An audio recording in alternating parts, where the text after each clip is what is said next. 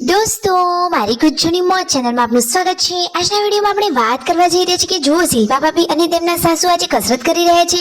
એકદમ જુદા જ પ્રકારની કસરત। અચાનક વાવાઝોડું આવ્યું કે ઘર આગળનો આ લીમડો પણ પડી ગયો અને ઘરે આવ્યા છે આટલા બધા મહેમાનો। દોસ્તો, મહેમાનો ક્યાંથી આવ્યા છે, કોને બોલાવવા માટે આવ્યા છે? અને આજે તો પૂનમ ભાભીને હોસ્પિટલે ગયા, જેન્સુને લઈને ગયા। અચાનક જેન્સીને ફરીથી શું થયું? શું તેમને વિસનગર હોસ્પિટલે જવું પડ્યું? રાતે આવતા કેટલું મોડું થઈ ગયું? આ બધા જ પ્રશ્નોના જવાબ મળશે તમને મારા આ વિડીયોમાં। મારી ચેનલ ઉપર નવા હોય તો ચેનલને ફટાફટ લાઈક શેર અને સબસ્ક્રાઇબ કરી દો। Full video Thakor family blog channel દોસ્તો ફૂલ વિડીયોની લિંક ડિસ્ક્રિપ્શનમાં મૂકેલી છે, ત્યાં જઈ તમે આખો વિડીયો વોચ કરી શકો છો। આવી ટૂંકી ટચુકડી લાઈવ લેટેસ્ટ એન્ડ ટ્રેન્ડિંગ માહિતી મેળવવા માટે કરી દો મારી ચેનલને ફટાફટ સબસ્ક્રાઇબ। તો ચાલો દોસ્તો, વધારે રાહ ન જોતા આપણે વિડીયોની શરૂઆત કરી દઈએ। તમે વિડીયોમાં લાઈવ નિહાળી રહ્યા છો કે ઠાકોર ફેમિલીના આંગણે પધારે આ છે મોઘેરા મહેમાનો। દોસ્તો, આ મહેમાનો ક્યાંથી આવે છે? તો શિલ્પા ભાભી અને પાર્વતી ભાભીના પિયરીએથી એટલે કે ગંધવાડાથી મહેમાન આવ્યા છે। જેન્સુ અને વિયુની ખબર પૂછવા માટે આવ્યા છે। તો દોસ્તો જુઓ, તેમના સંસ્કાર તો જુઓ કે બધા જ લોકો તેમને આ રીતે પગે લાગ્યા અને આશીર્વાદ મેળવ્યા। મહેમાનો અહીંયા બેઠા છે, ચા પાણી કરાવી લીધા છે અને પેલી બાજુ રસોડામાં રસોઈની તૈયારીઓ ચાલી રહી છે। જુઓ, તેમનામાં આ રીતે રામ રામ કરે છે, મહેમાનોને મીઠો આવકારો આપવામાં આવે છે।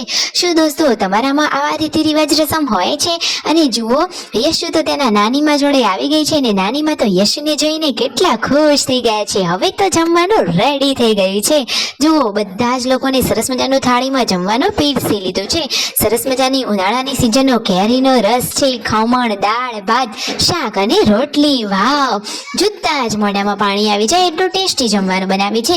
આજે તો શિલ્પા ભાભી કંઈક અલગ જ એકદમ કોણી કોણી માખણ જેવી રૂમાલ રોટલી બનાવી રહ્યા છે। તમને આ રેસીપી આવડે છે?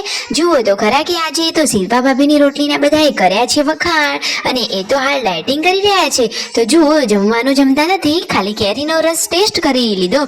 દોસ્તો, એમને તો આ વખતે જોરદારની કસરતો કરી છે। કેવી કેવી એકદમ યુનિક ટેકનિક ટાઈપની કસરતો કરી રહ્યા છે, શું તમારે એ જાણવી છે? આ જ ચેનલ ઉપર આ જ વિડીયોમાં તમને એ પણ જાણવા મળી રહેશે। ફાઇનલી હવે મહેમાનોને ઘરે જવાનો ટાઈમ થઈ જવા આવ્યો છે। મહેમાનો લઈ રહ્યા છે હવે વિદાય। તો જુઓ, યશુ તો તેના નાની માની જોડે છે, એ તો કહે છે કે મારે તો મામાના ઘરે જવું જ છે, જક્ષી મામાની જોડે મારે જવું છે। મહેમાનોને બધા મૂકવા માટે જઈ રહ્યા છે, બધા જ લોકોને આવજો જજો કરી અને અહીંયાથી વિદાય આપી। સાંજના ટાઈમે અચાનક જ તોફાની વાવાઝોડું ચાલુ થઈ ગયું છે, જોરદાર પવન ફૂંકાઈ રહ્યો છે અને આવામાં જુઓ, પૂનમ ભાભી બહાર હતા તો પહેલા તો સંજયભાઈ એમને વઢ્યા કે આવી સિચ્યુએશનમાં તારે બહાર જવાની ક્યાં જરૂર છે? એ સાચી વાત છે કે પૂનમ ભાભી અત્યારે તબિયત સાચવવાની ખૂબ જ જરૂરી બને છે, એટલા માટે તેમને તો સાવચેતી રાખવી જ પડે। તો જુઓ, ફાઇનલી થોડાક સમય પછી આ વાવાઝોડું બંધ થયું એટલે કે તોફાની પવન ધીમો થયો અને પછી શાંતિથી બધી વસ્તુઓ કમ્પ્લીટ ઘરમાં મૂકી। ઘરમાં તો બધું ધૂળ ધૂળ થઈ ગયું હતું। જુઓ, સંજયભાઈ સમજાવી રહ્યા છે કે પતરા ઉડે અને નહીં આપણી ઉપર આવે તો એટલા માટે સાવચેતી રાખવી જોઈએ। જુઓ, ઘર આગળનો આ લીમડો પણ પડી ગયો, આટલો જોરદાર પવન। અને આજે તો શિલ્પા ભાભી અને તેમના સાસુમાં જુઓ બોડી ઉતારવા માટેની કસરત કરી રહ્યા છે। પેટ ઉતારવા માટેની આ એકદમ જોરદાર એક્સરસાઇઝ છે।